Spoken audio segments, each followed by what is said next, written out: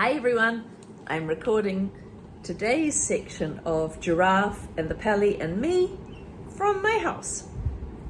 We're on page 35. Remember this. The giraffe looked down from her great height and said to the Duke, "How's that?" The Duke was speechless. So was I. It was the most magical thing I had ever seen, more magical even than the pelican's patent beak. Remember that the story's being read from Billy's point of view, so when it says I, it's Billy, the boy. Up above us, the giraffe was beginning to sing a little song, but she sang so softly I could hardly catch the words. I think it went something like this. My neck can stretch terribly high, much higher than eagles can fly. If I ventured to show just how high it would go, you'd lose sight of my head in the sky. The pelican, with his huge beak full of water, flew up and perched on one of the top floor windowsills near Monkey. And now the great window cleaning business had really begun. The speed with which the team worked was astonishing. That means amazing. As soon as one window was done, the giraffe moved the monkey over to the next one, and the pelican followed. That's a jolly clever idea. What teamwork this is. When all the fourth floor windows on that side of the house were finished, the giraffe simply drew in her magical neck until the monkey was level again with the third floor windows, and off they went again. Amazing, cried the Duke. Astonishing, remarkable, incredible. I haven't seen out of any of my windows for 40 years. Oh, so he hasn't been able to see out of those windows on the top because he's never been able to find anyone to clean them. Now I shall be able to sit indoors and enjoy the view looking out the windows. Suddenly, I saw all three of the window cleaners stop dead in their tracks. They seemed to freeze against the wall of the house. None of them moved. What's happening to them? The Duke asked me. What's wrong? I don't know, I murmured. Then the giraffe, with the monkey on her head, tiptoed very gingerly. That's a great word. You know, you can eat ginger, but this is called gingerly, very carefully, away from the house and came towards us. The pelican flew with us. The giraffe came up very close to the Duke and whispered, Your Grace, there's a man in one of the bedrooms on the third floor. He's opening all the drawers, taking things out. He's got a pistol.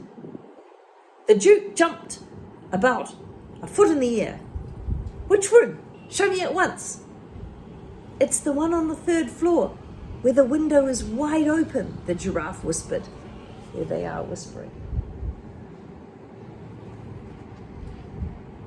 By gad, cried the Duke. That's the Duchess's bedroom. He's after her jewels. Call the police. So you have a Duke, who's the man, and the Duchess, like husband and wife. He's after her jewels. Call the police. Summon the army. Bring up the cannon. Charge with the light brigade. But even as he spoke, the pelican was flying high up into the air.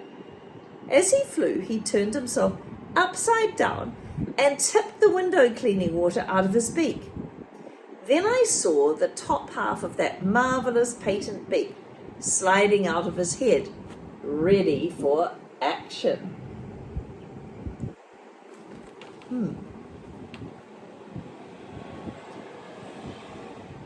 What's that crazy bird doing? Cried the Duke. Wait and see, shouted the monkey. Hold your breath, old man. Hold your nose. Hold your horses. Watch the pelly go. Like a bullet, the pelican flew through the open window, and 5 seconds later, out he came with his great orange beak firmly closed. He landed on the lawn beside the Duke. What do you think is in the beak?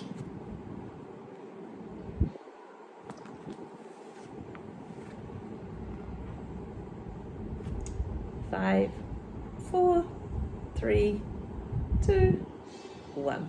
A tremendous banging noise was coming from inside the pelican's beak. It sounded as though someone was using a sledgehammer against it from the inside. "He's got him!" cried the monkey. "Pelly's got the burglar in his beak." "Well done, sir," shouted the Duke, hopping about with excitement. Suddenly he pulled the handle of his walking stick upwards, and out of the hollow inside of his walking stick he drew a long, thin, sharp, shining sword hidden inside his walking stick. "I'll run him through," he shouted, flourishing the sword like a fencer. "Open up, pelican. Let me get at him.